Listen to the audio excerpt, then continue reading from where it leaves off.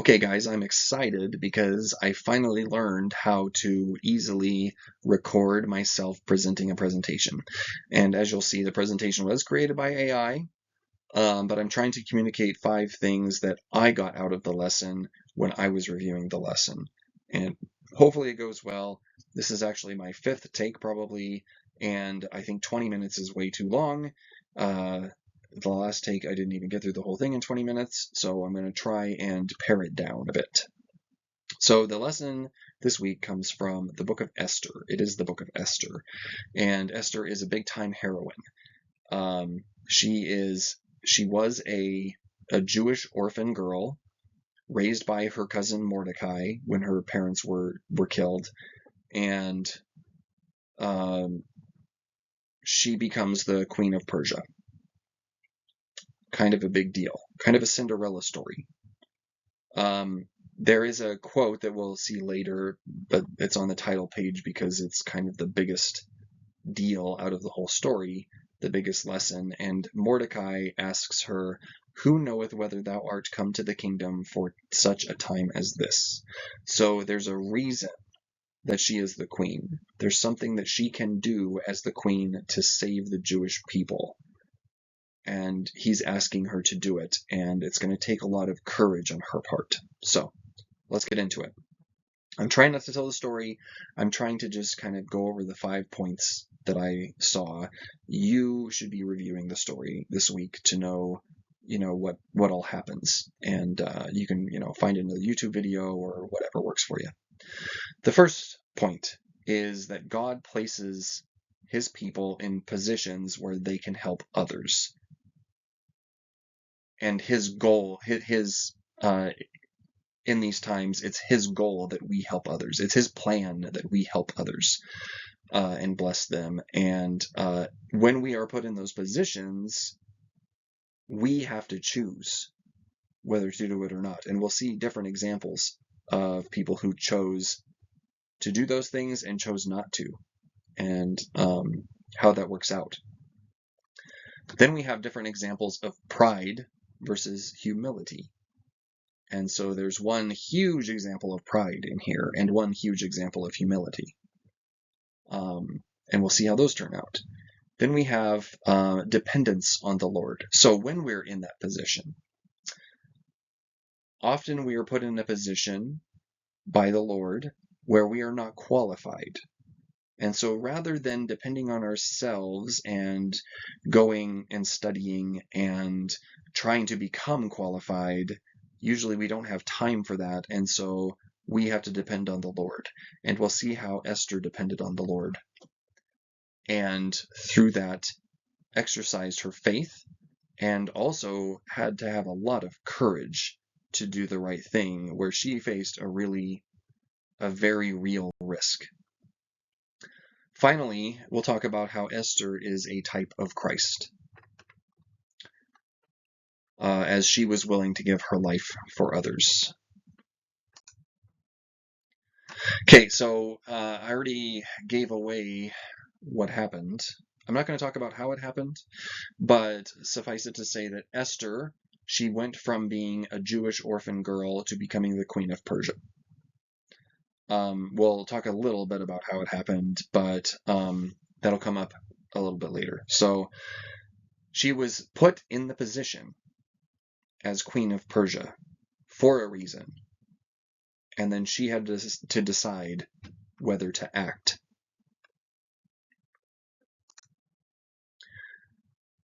Mordecai, her cousin, he's also the person who raised her, and they continue to have a really good relationship, and it's fun. It's, I don't know, maybe not fun, but it's good to see that they continue to have a good relationship throughout the story. And Mordecai is a wise man. He's a Jewish man. He's faithful to God and to his king, actually. So Mordecai, his job is to be at the king's gate. I don't know if it specified whether he was a guard or a greeter or what. If it did specify, I missed it, but I know that his job was to be at the king's gate. While he's there, that's where he's positioned, right? Esther is positioned as the queen, and he's positioned as the guy at the king's gate. While he's there, he overhears two guys plotting to assassinate the king. At this time, Esther is already the queen, and Mordecai and Esther still have their good relationship. So Mordecai reports what he heard to Esther, and Esther reports it to the king, including the fact that Mordecai is the one that overheard this plot. The king initiates an investigation. He has his best detectives go and investigate this supposed plot, this alleged plot, and finds that it was indeed a plot by these two gentlemen, and he has them executed, as they do. And we find out through the story that the king is fond of writing down things. They call it the Chronicles, but it's kind of like he has people write a journal for him, right? And including the fact, in this case, the journal entry, if you will, or the chronicle, stated that Mordecai was the one who uncovered the plot to assassinate the king. That'll come in important later. So we have Mordecai positioned at the gate. We have Esther positioned as queen in the palace. We have a danger revealed, which is the plot against the king. Later we'll see there's a danger revealed, which is a decree that the Jews should be destroyed. And Esther, being in her position, is really in a good position to do something about that. We're going to talk about how she chose courage to do the thing that she was put in that position for. And we already talked about how Mordecai's act was chronicled. Mordecai's act of overhearing the assassination plot and reporting it faithfully was preserved in the Chronicles, and hopefully we'll talk about that in a little bit. So we have examples of pride and humility. Our two big examples of pride here. So the reason that Esther became queen is they had a talent show, and the prize for winning the talent show was to become the queen. From what I can tell, and what other people have talked about too, is it seems like the talent show, Persia's Got Talent, they might have called it, involved human trafficking. Like, they rounded up a bunch of women throughout the kingdom to participate in the talent show, whether they wanted to or not. And Esther was one of those women that got the opportunity to participate in Persia's Got Talent. The reason that they all got to participate in Persia's Got Talent is because the king was having a big party, and they partied so hard for 6 months, and then the party ended, and they decided to have an after party to celebrate how much they had partied. And so he was having kind of apparently they were having a boys' party, or a men's party, hanging out in his man cave, watching football and eating nachos and drinking beer or whatever. And he's thinking about how his wife, Vashti, the queen at the time, how beautiful she is, and how proud she is how proud he is that she is his queen. And so he sends his servants to go summon her to come and show off how beautiful she is to all his boys, right?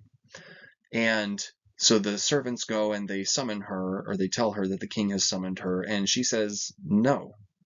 She was having a ladies' party. They were getting manicures and pedicures and gossiping and stuff, and drinking Starbucks. And she says, no, I'm having a party. I'm busy. I'm not going to go hang out at the, show off for the boys. So that embarrasses the king, and it embarrasses him in front of his fellow men. Well, in front of his subordinate men. And so his pride is hurt.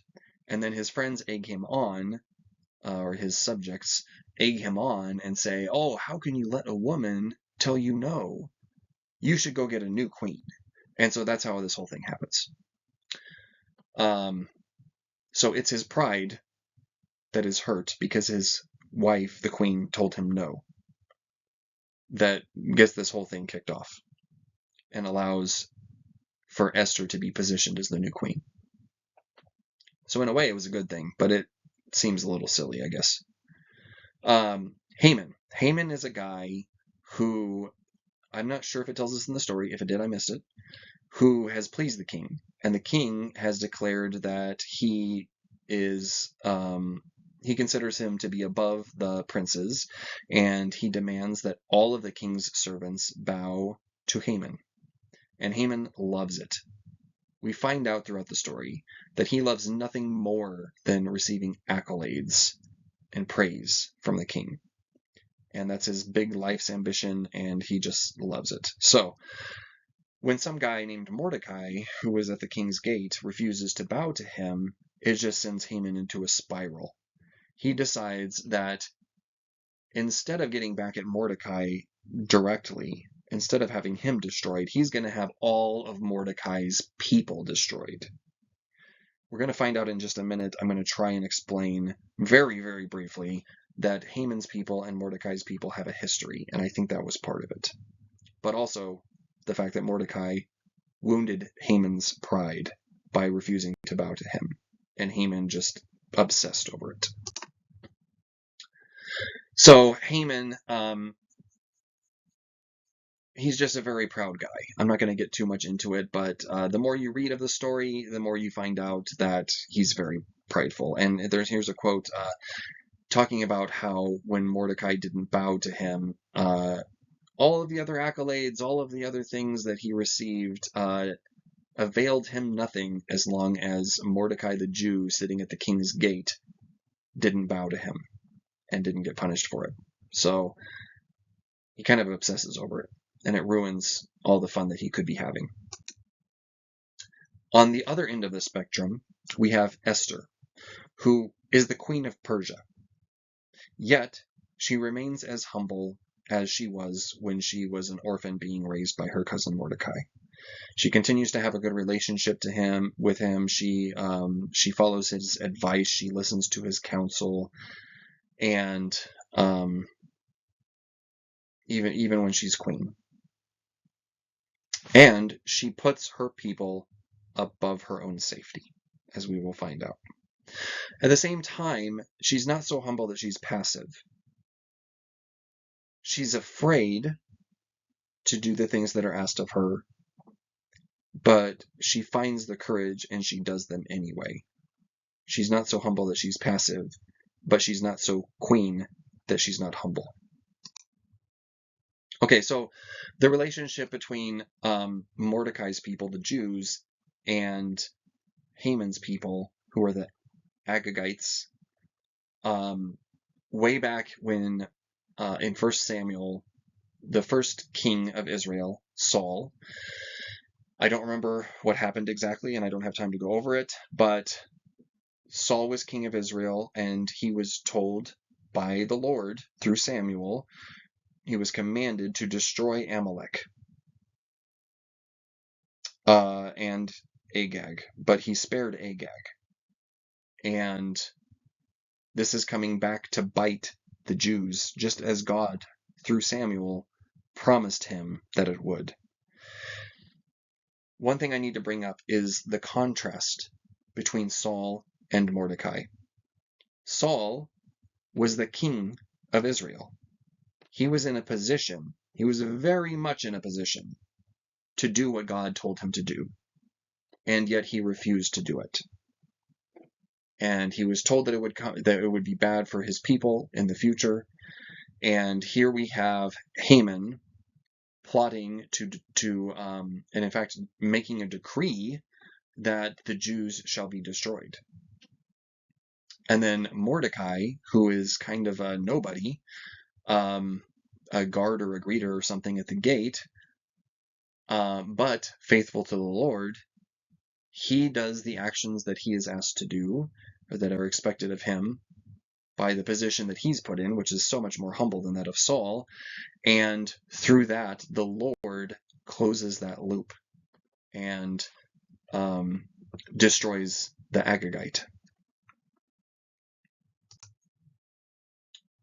Okay, so Esther, so Haman declares that the Jews shall be destroyed. Mordecai finds out because the decree went out all over the kingdom. And so he is just upset, to put it mildly. He tells Esther, and he tells her, hey, just because you're the queen doesn't mean you're safe from this, right? something that we find out in this story is that if there's a law or a decree, it has to go through. In fact, because of this decree, even after Haman is put to death at the end, I'm getting a little ahead, but even after Haman is put to death at the end, the decree still to destroy the Jews still stands. Something about this kingdom is that these decrees cannot go away. So, one of the laws is that she's not allowed to approach the king without an invitation. But she can't wait around for an invitation. This is time critical. Mordecai finds out about this plot to destroy the Jews. He tells her she needs to, she's in a position as a queen. Maybe she was put there for a reason, and she needs to act on it. Furthermore, he tells her that if she chooses not to act on it, the Jews are going to be saved anyway. That God is going to save the Jews one way or another from this decree. But she's in a position, she's been put in this position in order to save the people. But if she doesn't, if she chooses not to, then she's just going to miss out on the opportunity to do her part. But on the other hand, her approaching the king without an invitation, which she doesn't have time to wait for, means that she could be put to death. It's a very real threat. If he's not in the right mood and just doesn't want to talk to her in that moment, then she has to be put to death. So, in order to build up some courage, what she does really tells us a lot about her faithfulness to God. She tells Mordecai to tell all the Jews in their area, in their city or state or whatever, to fast with her for 3 days. And they do. And at the end of that, she takes her courage, whatever courage she can muster, and she goes and she approaches the king. And the king is actually happy to see her. And he gives the signal, which the signal that he's happy that he wants to talk to her, that she's invited, that she won't be put to death, is that he holds out his golden scepter. And he does. He holds out his golden scepter to her as a symbol that, hey, I'm happy to see you. What can I do for you? And he asks her. He says, ask me anything you want. I'll give it to you, even if it's half the kingdom. Like he's really happy to see her. So that part worked out. Okay. But she's not going to just put everything up all at once, right? What she ends up doing is asking him to do her the honor of dining with her and of inviting Haman. Haman is the one that made the decree that all the Jews should be destroyed. And that's why she wants him to be there. So he grants this. He's happy to, and he commands his servants to go command Haman to attend the dinner. And here we see Haman get super excited and very prideful, and he tells all of his family and friends to come over, and they have a big party where he brags about how he was invited to dine with the king. That's how big of a deal it is for him. So in the meantime, the king has trouble sleeping one night. And he's reading through those chronicles. Remember his diary that he has people write for him? So he orders them to be brought to him so he can read them since he can't sleep. And he happens to look upon the time when there was a plot to assassinate him, and some guy named Mordecai had uncovered the plot and allowed for the plot not to happen. And so he asks his servant, hey, did we ever do anything for this Mordecai fella that saved my life? And the servant says, no, we've never done anything for him. And he goes, okay, I'm going to do something for him. So he summons Haman. And Haman, the king asks Haman, hey, what should I do for someone, like what should the king do for someone that the king wants to honor? And Haman, in his pride, thinks that he's talking about him, Haman. So he thinks about like, oh, what would be the coolest thing ever? And he tells the king. And the king goes, oh, okay, great. I love that idea. That's a great idea. And so go do that for Mordecai. He tells Haman to carry that out, but for Mordecai, because it was Mordecai he was trying to do something special for. Talk about a fall from grace, right? Like Haman thinks that this is going to be done for him. There's one person in the world that he hates, and that's Mordecai. And now he has been ordered by the king to go and honor Mordecai in the way that he would like to be honored. And of course, as we know from this story, that just about anything could get you put to death. And I think that disobeying a direct order from the king is probably one of those things. So Haman has to carry it out. So then Esther is sitting down to dinner with Haman and the king, and she somehow it comes up that that Haman is the one that declared that all Jews should die. So at this time, she gives away the fact that she's a Jew. She gives away the fact that Mordecai is a Jew. If the king didn't, the king may have already known that. And so the king is like, "What? You're a Jew?" And Mordecai or Haman says that all Jews should be destroyed. And Mordecai, he saved my life, and he's a Jew. But apparently, he can't override the decree by Haman.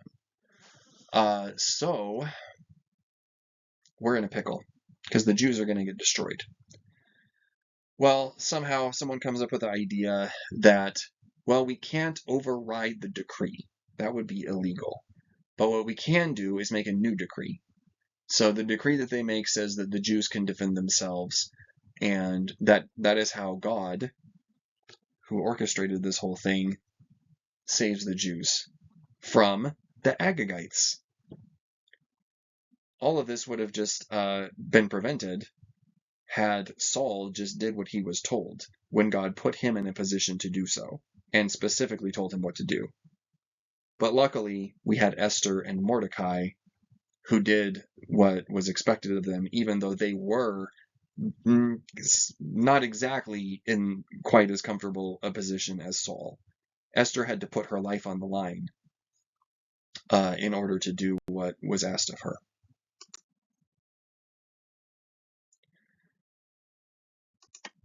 Okay, so then, again, this got a little bit long, but I want to talk about Esther as a type of Christ. So hopefully this is already clear, but Esther is a type of Christ because, she did the Father's will. She did God's will, even though she was afraid to do it, and she risked her life. Christ did the same, except he followed through much bigger, and he did lose his life. And in addition, suffered in Gethsemane and everything else. But Esther was willing to do the will of the Lord, and she asked for courage, and she fasted and prayed for courage, and she took those steps and exercised her faith and courage, and she ended up being saved because God put her in that position for that reason. Jesus Christ did give up his life, and he did go forward with God's will because that was what was required of him.